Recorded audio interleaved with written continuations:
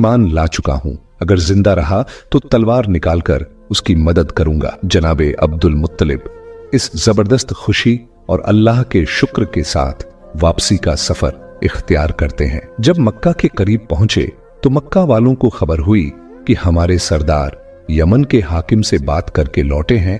पूरा मक्का इस्तकबाल के लिए निकला। रसूलुल्लाह सल्लल्लाहु अलैहि वसल्लम भी उनके साथ हैं, मगर रास्ते में एक जगह पत्थर पर बैठ गए ताकि आराम कर सके।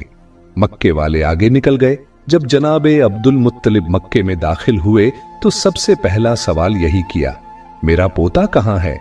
लोग एक दूसरे का चेहरा देखने लगे।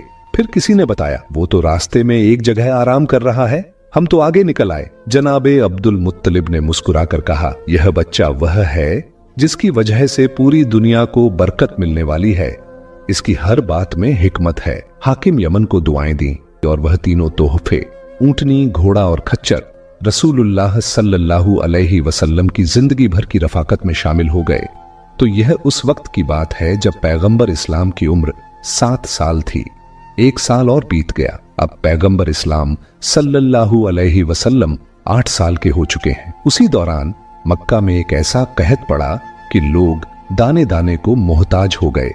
हजरत हाशिम की एक पोती जो कि पैगंबर इस्लाम की रिश्ते की फूफी थीं, उन्होंने एक रात ख्वाब में देखा कि जब तक तुम अब्दुल्लाह के यतीम के वसीले से दुआ नहीं मांगोगी, उस वक्त तक मक्का वालों की मुश्किलात दूर नहीं होंगी। बनु हाशिम के लिए यह कोई अजनबी बात नहीं थी। अगले दिन जब यह ख्वाब मक्का में फैल गया तो सब लोग पैगंबर इस्लाम को आगे आगे लेकर मक्का से बाहर निकले।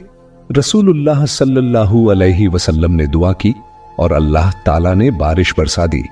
मगर अबू जहल और उसके जैसे दूसरे हसद करने वाले पहले से ही जल भुन रहे थे कि हर बार इज्जत और करामत इसी खानदान को क्यों मिलती है। अब तो उनके हसद में और इजाफा हो गया। उसी साल जब पैगंबर इस्लाम की उम्र 8 साल और 6 महीने की थी तो एक और सदमा पेश आया। हजरत अब्दुल मुत्तलिब को यमन से आए हुए 1 साल हो गया था।